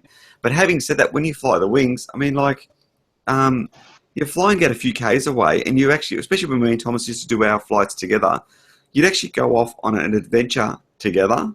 You'd be flying away to a place, and you'd be following each other, and it would be just so much fun. Like, you'd be flying along, you'd see things, you'd be commenting on the truck down there or the farmer down there, what is he doing? And you'd come back, you'd feel like you've actually been somewhere. So it's a whole different experience. So immersive, isn't it? And the battery life's so much better. Like, oh, hell yes. 1.5 minutes on a mini quad, whereas on my wing I can get up to about half an hour flight time. That's exactly right. right. What are you recording your voice on? It sounds like a potato being electrocuted. I think it really is a machine, and that's why he's won the race and freestyle. It's a machine, isn't he? Definitely. Machine, man. I'm sure bloody NJ's installed some sort of bionic sort of thumbs in you. Yes, I only have the voice of Siri that I can do. Neil, are you back? I am, I think. Can you hear me? What the hell were you on about? It was getting good. Juicy bit, yeah. You got right to the juicy bit. You had us all hanging, and all of a sudden you were just gone. Oh, unbelievable. What was I talking about going towards the trees with the tiny brushless quad? Yeah, and how Yeah. your momentum doesn't go. So then you went on from the momentum. Yeah, so got to the trees, did the backflip, and I was screaming towards the trees, did the backflip, and then as I came out the backflip, I was just still there between the trees. It's literally with no weight and no inertia, it just totally changes the way you have to fly and pilot through maneuvers. But yeah, it's an interesting challenge. Yeah, look, I've got a race quad that's a custom one that I've built for myself, which is basically a variation of a design that Thomas was working on earlier this year. And I needed something light for the Nationals, so I finished this quad off, and this thing just weighs nothing. It's really, really quick, but the big thing with it is I noticed, like, when you're doing over-unders on trees and stuff like that, if there's a bit of a breeze, because you've got to sort of fly it through rather than rely on the inertia. Yeah, but completely. if there's a bit of a breeze, it just messes with everything because it just virtually stops. You know what I mean? You'll be going through an over-under and you've cut throttle, and all of a sudden, as you look down, the trees are there, you're not going to make it, so you've got to sort of pull out of it. Or if you go in the other direction, you've sort of gone to do an overrun, and next thing you know, you're miles away from the tree because the wind's just blown you away. You know, so it's just so different to fly because it just doesn't weigh anything. Yeah, iTerm has never had so much work to do as it does on those little micros. Yeah, but, it's an interesting. I mean, I think it's something for us in the UK that's going to become more prominent right now because obviously our nights are drawing in and we're slowly declining towards colder weather. I'm sorry, man. I'm sorry to say it, but I think there's now going to be a thing where we're going to be looking at these micros probably a little more, especially for the indoor racing. In a big hall, yeah. I mean, the one that you've got, the QX90, is fast. When I was watching on the goggles, it did look like it was on a bigger quad. It's only when you stopped or tried to maneuver. Battery. Who's going out tomorrow? I am. Where are you going? Nico is coming down, and we're going to fix his tricopter. Cool. And then we're going to go fly. Nice. White Spy, if you're still listening to this, I have sent you a few dollars. Just so you know. Sorry. Thomas, I remember watching a video of you guys flying with. Sorry to go back to the Jazz thing, but it just jumped into my head. I remember, and this is from something I've been doing recently. Is a lot of trying to do close following with another friend of mine, and it's actually incredibly difficult to do. But I remember seeing a fantastic couple of collisions that you had with Jazz on your videos.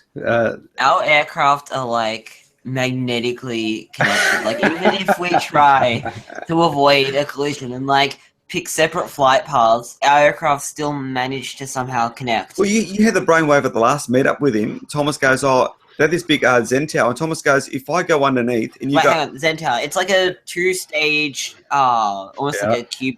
Like I saw that video. It was pretty, we know what it is. Yeah, and he's like, if I go underneath and you go over the top, there's no way we're going to possibly collide.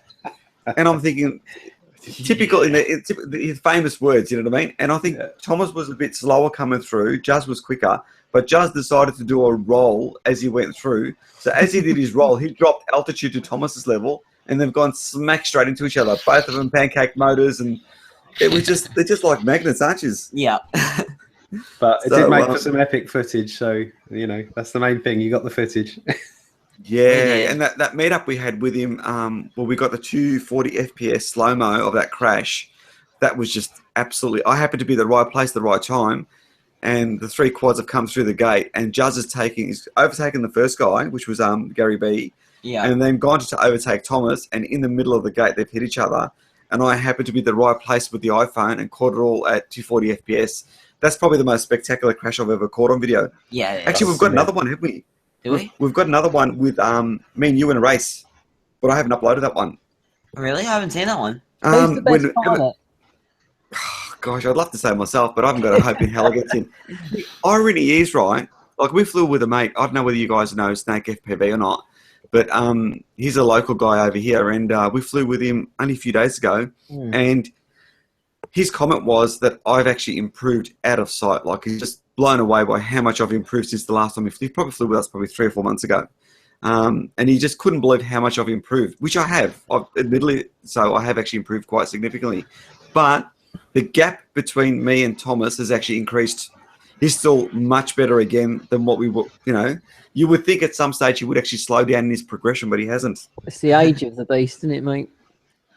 Oh, I mean, like we had a competition in Adelaide, which was the Adelaide International, and that was a pretty big competition with it was $8,000 for first prize. So we're talking reasonable prize money. And Thomas had issues with your quads, didn't you? Yeah, so for some reason, both of my helixes were getting lockouts for whatever reason. So they both crashed out in practice, and one of them actually stopped working, so that was unfortunate. Then a lot of people were having issues with RF signal. And Dad said, okay, just use my custom races, which are configured completely differently from mine, but it was kind of like, I've got a choice to either lose or race with this and lose, but at least get to race. So we go to get Dad's quads. We get the first one out for the second last practice, plug it in, and the VTX dies. So there goes that practice. We've gone from 4 quads between us to 1 quad. And then the last quad finally worked, and then somehow I managed to get through without crashing, although I made many, many, many mistakes, and yeah. So Thomas has improved out of sight. The fact that he was able to race with a quad that wasn't his, I think they just blew everyone away, including myself. I think he blew his. You really were blown away by it too, weren't you? I didn't expect to get through because your quad flies so differently. Yeah, so I did. That was quite epic. I just couldn't believe that he was able to fly this quad in a race. You know what I mean? So definitely different when you fly someone else's quad. Everyone's set up so differently. I think Thomas also handles the pressure. He says he doesn't, but I think he does handle the pressure better than most people. He does get nervous, but he seems to be able to pull the best out when he has to. Yeah, I think I start drinking. I'm the total opposite. I will actually crash. So I just fly absolutely my worst when it comes to race meets. We've been flying together and we'll practice together. And Thomas will be like, "Dad, if you flew, say 25% of what you're flying now, you would actually demolish a whole heap of people. You'd be so quick. You do so well. But as soon as someone says ready, set, go, I just fall to pieces, I think." Yeah. Or you decide you've lost, so you do really well, and then I say, "Oh, you got the lead. Just cruise it through," and then you hit the next gate. Yeah. So if I don't know I'm leading, I'm actually all right. I'm better at following, aren't I? Really? You are, yeah. But if I'm just thinking that you're following. If I know I'm in the lead, it's all of a sudden there's too much pressure for me. So that's interesting. But there's no accounting for adrenaline as well. Yeah. Well, that's the whole thing with the sport. It's so different to a lot of other sports where adrenaline is actually a really, really good thing. Like if you're boxing or you're driving a race car, motorbike, motocross, adrenaline is a really, really good thing because you've got that energy, you've got the, that aggression. But with what we do, all of a sudden that adrenaline goes all the way down to your thumbs, and now your thumbs are shaking, you know what I mean? And you can't fly, so it's just working totally against you. Horrible, that is. It's the worst thing for fine motor control. Yeah, so it's just totally working against you. Adrenaline's the absolute worst thing, So you're probably right. Having a few drinks would make all the world of difference. Definitely have a drink. Yeah, It's might have to use that for my drink and drone. It invalidates your insurance. Will it be illegal if you raced a little bit tipsy? Yeah. What if you had one swig to settle the nerves? A bit of whiskey. You get away with that for being mouthwash. But should they have an alcohol limit? I know with driving, we've got a limit. You know what I mean? In Australia, I'm sure you guys have got the same thing in the UK. Wouldn't it make sense to have a limit for drone racing? I don't know. I think Blood alcohol limit. probably will It's soon. a lot higher though than what it is in the UK. What is it in the UK? You're 0.5, aren't you? 0.05. 0.05, I think it is, something like that, is it? Yeah, we're 0.35. So What do they call your your temporary license till you get your full license, Tom? What's it called again?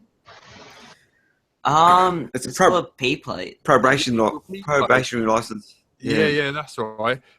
There's some guys, like Mighty Car Mods. Have you ever heard of those guys?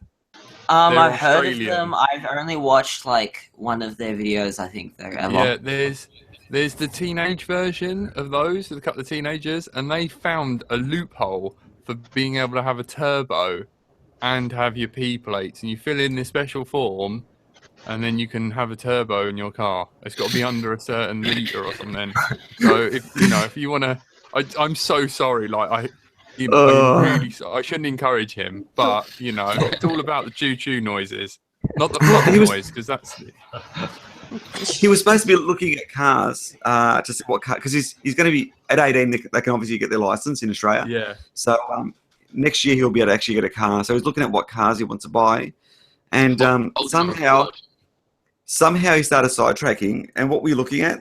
No, I wasn't sidetracking. I was looking at cars, and then also started just looking at different cars. He was looking at what cars he was legally allowed to drive, and then all of a sudden he's looking at Teslas. Yeah. So, like that's ever going to happen. Yeah, well, you never know. It's better than him looking at girls, because then that's his racing career over. Yeah, we're open when he starts that. That's him. Let him look at Teslas. Let him think, I wonder how many 6S's I need to get that to really go. So it's all interesting. What's next for us? Hawaii, isn't it now? Yeah. Yeah, so that'll be interesting to see how that goes. I'm hoping that's going to go well. I'm hoping they've got a decent track set up. Did you guys see the track they did for the US Nationals? What did you guys think of it? It just looked, the wing course looked very open. And I know the guys were just saying, like Alex was here at Formula FPV, and he just said that the course was just full power, and they're putting lead in the noses of their wings just to make them go faster. Yeah. Our courses over in the UK have too many gates, not enough flags, really bad weather, like wind blowing you everywhere. Just way too many. Yeah, way too many gates and like sharp turns. I think you've got to have a certain amount of gates, isn't it, for it to be a BFMA or whatever. Yeah, I think it's 8 or 11. It has to be. Oh God! I get your point, but I get your point, but I know like your racetracks that I see in the UK look like a racing track, and you can argue the point whether they've got too many gates or they haven't got gates.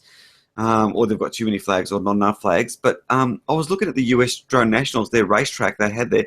I couldn't even work out where they were supposed to be flying. I didn't recognise it as a track, as in I could actually follow. So it was really hard, even as a spectator, watching it and saying, he's taking good lines or whatever, because you had no idea where they were supposed to be flying. So I'm hoping with the Hawaii track, they actually make it look like a racetrack to some degree. I'm gonna take one for the team because Adam's not here. But you are talking about a country who's designing a racetrack, and they have a thing called NASCAR, where they watch cars go around in a circle for 4 hours, and then only do anything when someone crashes and dies and is all on fire. I rest my case. Sorry. I think there's also that thing of there's different tracks. Yeah. Can you guys still hear me? Yeah, sorry, go on. Sorry. I was just checking. I'm paranoid. I'm disappearing again. No, I think there's kind of two types of track that I can see. There's those nice kind of big open tracks that cover decent distance and have lots of speed involved, and then you have these really close proximity tracks that involve a lot of crossing over figure 8 points, and you'll have like a Zen Tower where you're going under one way and then you come around and go over the top of it another way. And I think those are the really crazy ones to get your head around in a kind of a short space of time. But I'd certainly like to see more of the kind of the high speed slightly that cover a slightly bigger distance, I think. Same here. With a bit of, are you even allowed to have the track? Well, Tony's gone. Or learn the track that more times. You're allowed to walk around it, and they always run out of time, and like people don't even get to fly one lap of it, and then you're expected to run. Yeah, I'd like to see some. I mean, I do like the idea that some of these tracks are now making their way into simulators before the event, so that people have a chance to learn the lefts and rights and get a feel for the rough dimensions of the track before heading to an event. I think that's quite a cool thing. So at least you can kind of feel like you're in with a shot. But it doesn't work if it's a because everyone tried. They said that for Formula FPV. They put the sim out, and then everyone was getting used to the sim and stuff. And then because it's turned into a actual event, qualifying event, they have to change it, and you're not allowed to see it. So, I see. I don't get the point in making a qualifying event. For the life of me, someone correct me if I'm wrong. I don't get the point in the whole idea of making a track secret that no one can see, because I think the track should be out there. People, I mean, with racing circuits, you got people practicing tracks. They can do it in a simulator. They can do it in real life. Set up parts of the track. With lots of sports, you know what I mean? It's not a secret track. And the worst, exactly F1. In the worst case, if people are cheating and they're all racing the track, all that means is they're all going to get good. They're all going to be able to do the track. So instead of everyone crashing out in the first turn, you're going to get people finishing, and it's going to be a spectacular race rather than people flying at a snail's pace, trying to get used to a track. I mean, you'll get someone like Thomas who will adapt to a track very quickly. In 2 or 3 packs, he's up to speed. You know what I mean? Someone like myself, I've got to do like quite a few packs before I get up there. So if you're going to have me and Thomas racing together, the only time it's going to get even remotely exciting is if I actually know the track inside out. Yeah. And if I don't, you're going to get a race where Thomas is just going to absolutely demolish me, and he's going to be lapping me, you know what I mean? Yeah. So, and that's what happens at a lot of these race meets. The people that can adapt really quickly are the ones that are going to win. And you want people to get out there and practice tracks, and I just don't get this mentality where tracks are a secret. Like even the one in Hawaii at the moment, no one knows what the track's going to be. So, and the issue and problem I have with that is... Well, the issue and problem I have with that is people say that's okay, it makes it fair. No, it doesn't make it fair, because it means there's someone out there designing the track right now. And someone's going to be designing something they like. Someone's going to be practicing it. They're going to have to verify. So the idea of no one practicing it is out the door because someone's actually doing the track already. Yeah. So I just think the stuff should be out there, and we should be allowed to actually practice them. And even if you don't have the resources to build the whole track, you can turn around and say, well, these 3 trees represent this turn here, and I'll practice it over and over again and get a feel for it. Yeah, but you can just sit there and have it and do it in your head as well. You know, you see people, ski jumpers and slalom, you can see them practicing in their head, shutting their eyes, swerve that way, swerve that way. They can did that with make it in liftoff. Yes. Well, that's what I was going to say. We did that. Yeah. We did that with liftoff, where Thomas designed a track for one of the East Side meets, and they asked him to design. He designed it. One of the guys said, "Do you want me to build it in Freerider?" And he did. Liftoff. My apologies. And Thomas flew the track. I don't fly liftoff. I don't fly the simulators. I'm not very good at the simulators. Not interested in flying simulators. But Thomas put the video out there, and all I did was look at it on my phone over and over again, and I learnt the track looking at Thomas's liftoff FPV feed. When I went out there, I was able to do that track straight away. I actually knew the track. I knew where I was going. I'd already learnt it, you know what I mean? And all it was a matter of doing was then getting familiar with the way the track was set up in real life, and the slight variation to what it was on liftoff. But that was it. I could do the track. And most of the people were able to do that track and finish laps, were they? Yeah. And realistically, too, that wasn't an as easy a track as what a lot of the other Melbourne guys are used to, which means the only reason they could have been able to do it properly is by actually having an idea of where the track's going, so that nothing would unexpectedly jump out at them. Yeah. I think it makes a phenomenal difference. Yeah. I think I'm so glad someone stood up and been like, yep, that's what... Because I'm really worried. I'm worried that we get to the Nationals in the UK and space in the UK is a premium. Do you know what I mean? I'm sure there's some people in this country sleeping in their bathtub because there's no, that's their bedroom as well. And they've got their kitchen on top of their toilet. Do you know what I mean? It's literally, it's worse than Japan here. Because we went to a Hobby King event, right? We were at an airfield and we had a tiny little corner. It was what I affectionately call leper corner. Look at 2016. They were like, we don't like those dronos. They don't need as much room as us fixed wing guys. There was loads of room. We could have flown over the potato field, all of it. And then they're like, come on, do some freestyle. And there was no room. And then as soon as you went over a little bit of the crowd or a little bit of the gate, they were in your ear hole. And I was like, this is pointless. This is actually pointless. So a couple of us were like giving our batteries to other people to use. It was, you know, like, that's what I worry. We're going to show up to the Nationals and then you're just going to go and try and fly a bit of the freestyle. You know, you're on about these big open wide tracks. We've got these small tracks, and then there's going to be a freestyle competition. I hope it's not small. And then there's going to be no room, and you're just going to lose. You're going to hemorrhage points, which kind of leads me to think about. Have you ever heard of Quad Talk podcast? Yes. It's like Drone Out, but a bit better, where they Better actually organised. talk about subjects, and you know they're a little bit more structured. And I'm not in it, which also makes it loads better. Oh, so much. And like Tony's not in there, so we're not bickering. And That's the best bit, Jack. all in all, stop listening to this. Check them out. Yeah, well done. Yeah. Anyway, yeah, they had Singer Swarm, and he was talking about the skateboard. Oh God, what is it? The skateboard videos. You know, the promo videos of like where they've gone out and flown their different freestyle locations, and then they accumulate it in one big promo video, and then like they would play them, and you get points on those as well. And then you know they would just do a demo of their freestyle there. Do you know what I mean? So yeah. I think What do you guys think think of? Sorry, I was Sorry, saying go on. that Go on.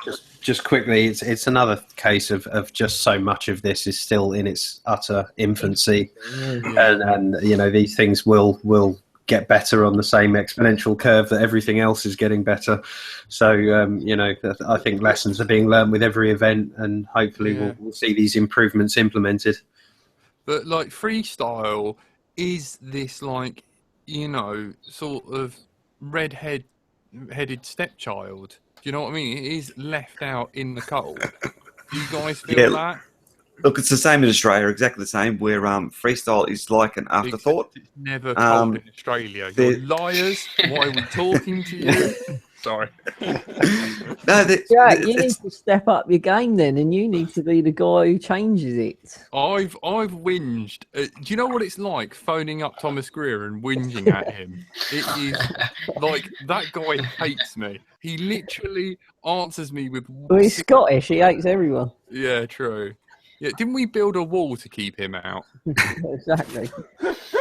The difference is, though, that racing is so much easier to coordinate because it's a time, and freestyle does require judging, and it's not just a hardline thing. It's easy, right? You just you have the normal voting thing because it's all opinionated, and then you hand it over to the crowd, you know, as well. And then you've got the crowd favourite. You give them a tick, they can tick. Oh God, Jack, you're turning this into X Factor. Please be careful. You go through to the next round if you get. Simon Cowell's going to buy it. I know it. Yeah. But there's lots of models they can actually follow at the moment if they want to. I mean, there's gymnastics. There's lots of things where they're doing events where they're managing things subjectively, or they're judging things subjectively. You know what I mean?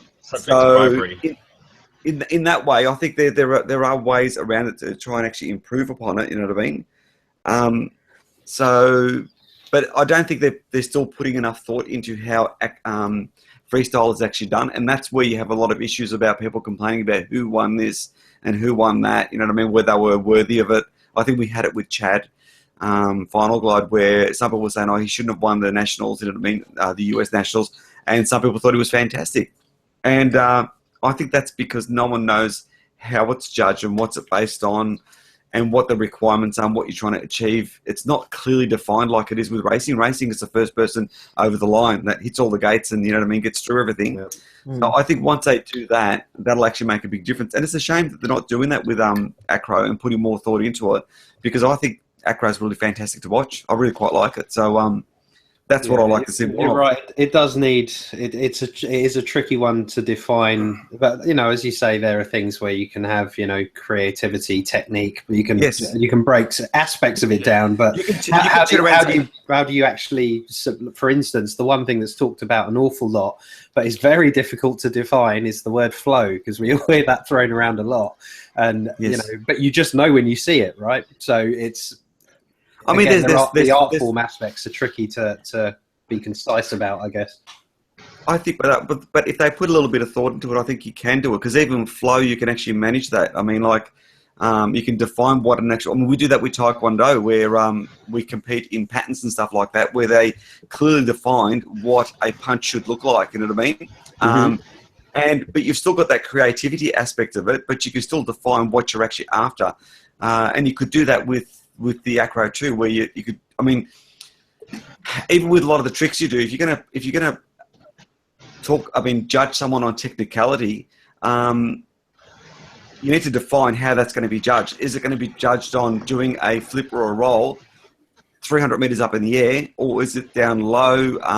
Is it going to be more points if you've done it low in close proximity to, say, obstacles? You know what I mean? So there's ways you can actually, but all you've got to do is sit down and put a bit of thought into it and structure it. Whereas all I know is with these races, I know 90% of the thought and work and effort goes towards the racing, and probably 10% or 5% goes towards the acro. Whereas if you put a little bit more thought in the acro, I think you could actually define all those. And maybe some people won't agree with it, but then they know they're getting judged on X, Y, Z. And look, I think that'll make it a lot fairer. I mean, like at the moment, you've got some competitions where people, or even general people, will turn around and say Steele's a really good acro pilot, and some people will turn around and say, Schizo is, you know what I mean? So, and they're completely different styles, like completely different. And you can can't also turn around and say crowd judging. Yes. Sorry. You know Yes, what I you mean? can. It's going to be Give them a bit of paper, friendly, isn't it? list of all the pilots, and they write 1, 2, 3. The list is in order with the number. Yep. And you read out the name before they go, and they list the numbers, and they can count them afterwards. Kind of like the Red Bull rate, Guten Tag or whatever it is, Guten Tag. There's a crowd favourite for them that you can vote. Yes. And also you got the internet crowd favourite as well. You could have a straw poll, run it for a week, let everyone argue amongst themselves. Yep. And, call each other names and everything, and loads of people get banned and upset. But, yeah, carry on, sorry. I got to go, lads. I'll see you lot later. Cheers, Tony. Yeah. Cheers. Bye. Your Bye, arse is mine at the Toadstar. Nationals. Yeah, it's an interesting subject, the acro stuff. It's just left out. It's so left out. Well, I Yeah, think it has to be especially- focused on more. It does. Sorry, carry on. Like at Formula FPV, like the whole thing was running late, and they prioritised just the racing, and there was no acro at all. Oh, that's a shame. Yeah. Yeah, but then you see, there are so many exciting acro pilots, like obviously our Thomas right here, and you've got these people like Johnny FPV who are doing just absolutely crazy stuff and really thinking outside the box in terms of how to fly the quad to anti-gravity style, and Matty stunts, and there's it's such an amazing thing to watch that it can't be ignored for much longer. Yeah, I mean, Matty Stunts is, you heard about him going over to air views and stuff, so... Yeah. Well, I don't know. it was the F3 Expo run of schizos that I was showing in this drone workshop for kids, just giving them Hudsons and stuff to fly, and all of them wanted to modeled that freestyle style, because that's the thing they watched. We showed something of Luke Bannister, and they said, yeah, that's fast, but they warmed to the freestyle flying more. It was interesting to watch that when they got on the simulator. Yeah. Everyone loves it because you can just get a music license. The drone pilots play their music. At the LDO games, it was just something else. They play, they play a track, and it was great. I love Jay's track. It flowed really well, and it's some other experience. It's not just yep, they made it through that small hole. Honestly, I'd find watching people parallel park more interesting. You know what I mean? There's nothing quite like an old lady coming out of her house like, you want my car? You know what I mean? It's more exciting than watching Tony go in and out of gates. Oh, he went round that flag. You know, it's just, oh, come on. It's Coma interesting. I know Acro does definitely get the crowd going. I mean, I know even looking at the last Australian Nationals, or the one we just had, day one was practice, day two was qualifying, and once day two was over, on the actual race day, they had the Acro sort of in between, I think at the end of round one, the first round of racing, they had the Acro, and it was interesting because as soon as the Acro started, the crowd got into it, and all of a sudden things just changed, you know what I mean? Everyone was sort of a lot more relaxed. People were laughing, the crashes were happening, people were cheering people on, and all of a sudden the whole atmosphere actually changed and it became more of a fun event, you know what I mean?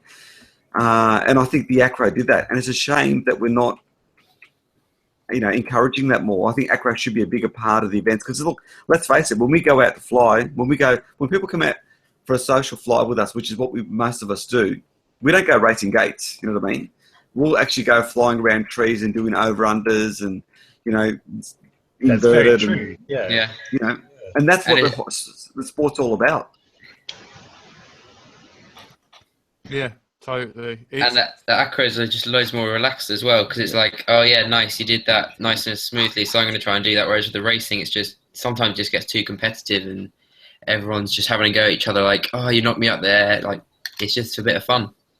Well, so we had that. This is the interesting thing. We actually had that in the first 2 days of racing, but as soon as the Acro, like we had round one of racing and the first heat, and everyone was it was a lot of tension in the air and all that sort of stuff. Then they did the Acro, and after the Acro was finished, everyone's attitude had actually changed. It was a lot more lighthearted. It was a lot more positive.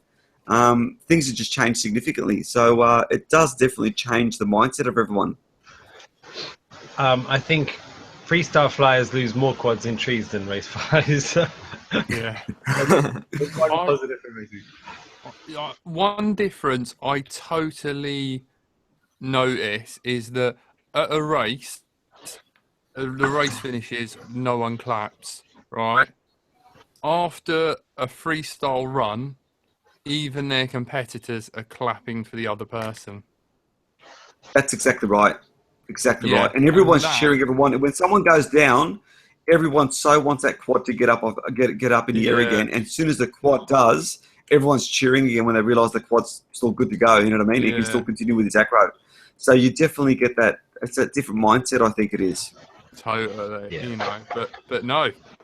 I think me and NJ have got a quest on our hands with the aid of Frank and this highly organised thing. Jay's banned because I said so. Why? Come on. Because you're really good now. That's it. What, and NJ's not. NJ's not. Yeah, it's like you were my friend. You turned there has on been me. there is a little bit of hatred towards me now, I think. Poor Jay's not used to it. I was saying some mean things like the other day and he got really upset and I was like, no, don't be upset. I was like, I can't remember what you told on me for. Like, you know, the little message. Wasn't it the swearing, saying you swore the most? I don't know. Who knows? Hello, Jack. Are you still there? Or have we lost you? Is anyone here? Yes. There's somebody. Yeah, I don't know. But yes, Thomas and Paul, I'm very, very excited to be coming out to Oz. I think it's you guys. You say you're in Melbourne, is that right? Yes, that's right. Yes. Yeah. So I'm going to be in Melbourne on the 11th, I think. Yes, the 11th of November. Oh, okay, nice. Which is not too far away at all. So I shall. Well, I think I've just hooked up with you on Facebook, so we'll touch base about hopefully having a fly-in. Definitely, that'd be fantastic. You know what I mean? You'll definitely want to touch base with Zen. If we get Zen out there too, that'd be fantastic because you'll absolutely love flying with him. Yeah, I can't wait. I gave him a heads up. Like we had a little chat, and he said, "Yeah, we'll all try and get together for some flying, which should be good." And it looks like I'm coming over at a good time in terms of the weather, right? It's starting to warm up a bit. The weather's going to be much better then. So we should get some good flying in for sure. Thomas, is that Kirby Space Program? It is, isn't it? That it is, yep. He's like bored of Let's Drone Out. He's like, screw this, I'm gonna fly some No, little dude. this is Oh a my funny God. thing I made. That is full. Look at the background. Look at that prop.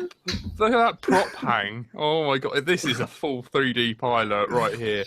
Don't let the BMFA see that. So you won't like that.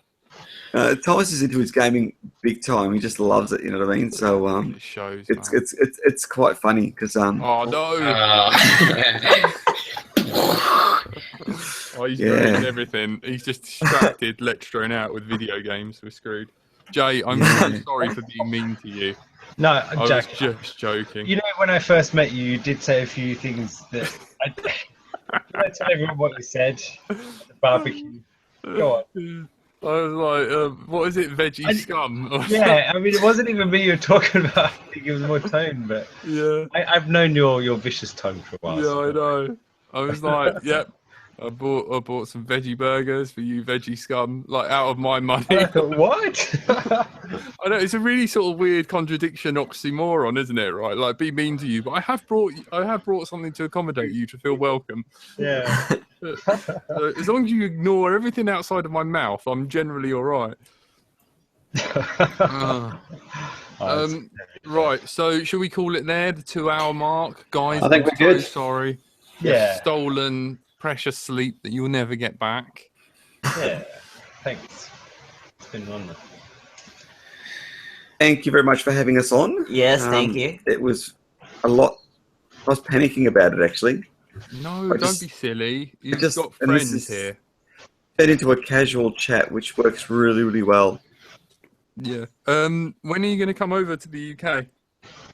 Oh, look, we really want to get out to the UK for sure. I was telling Thomas that I want to do just UK and also some parts of Europe. I'd really, really love to do. I've never been to Europe before, so it's something I'd like to do. I mean, like I've been to the US, Hong Kong, places like that. You know what I mean? Yeah. But the UK, we've got so many friends in the UK. You know what I mean? There's just so many people I'd like to catch up with. Realistically, I know I'm not going to be able to, or we're not going to be able to. You know what I mean? But we definitely want to get out to the UK for sure. Yeah, mate. Sure. Think about it. We drive on the same side of the road, so you'll be great. Yeah, speaking. That's it. Well, I'm going to be driving in Hawaii. I have to drive in Hawaii because where they've located the actual race, it's kind of out in the middle of nowhere. So unless you drive, you're not going to be able to get to it. So I'm going to have to drive in Hawaii, which means I have to drive on the wrong side of the road. Make you a plane. He looks pretty good at that. Jesus Christ. So yeah. So that's going to be interesting driving in Hawaii. So but we'll give it a go anyway. Hopefully, I don't do too badly. Yeah, will you slap Final Glide around for me? Give Chad a little, you know. Definitely. From Jack, let's drone out. Cheers. He posted that he wasn't going to be racing or doing the acro. At the he's got issues with the organisers. So I'm not sure what the story is there with the politics and all that. So there's some major politics happening at the moment. So who knows? So I hope he does. Yeah. Who's eating potato crisps? Not me. But now I'm hungry for some. No, I'm joking. It's fine. It's all right. I'm not that much of a Nazi. If I can, I will chat to you. If you can, just give me a quick call on Skype after this. Don't mind, Paul. Yep, no dramas. Thank you. And thank you very much, guys. You've been listening to Let's Drone Out. NJ Tech has now signed a contract. So you'll be listening to him. He's co-hosting the show. And don't forget, next week we've got Let's Be Crazy. No, I Be Crazy. That's right. I Be Crazy. Fabulous. God's Engineer. So we're going to learn about, axial ratio and decibels and coaxial cables. And Just make sure you tell him. Multi-pathing and yeah. Yeah, it's going to be very useful. Science. and stuff like that. Yeah, and can't wait. It should be a good one. Yep. So Yeah. yep. So it's So tune in next week for how to teach Jack not to be dumb.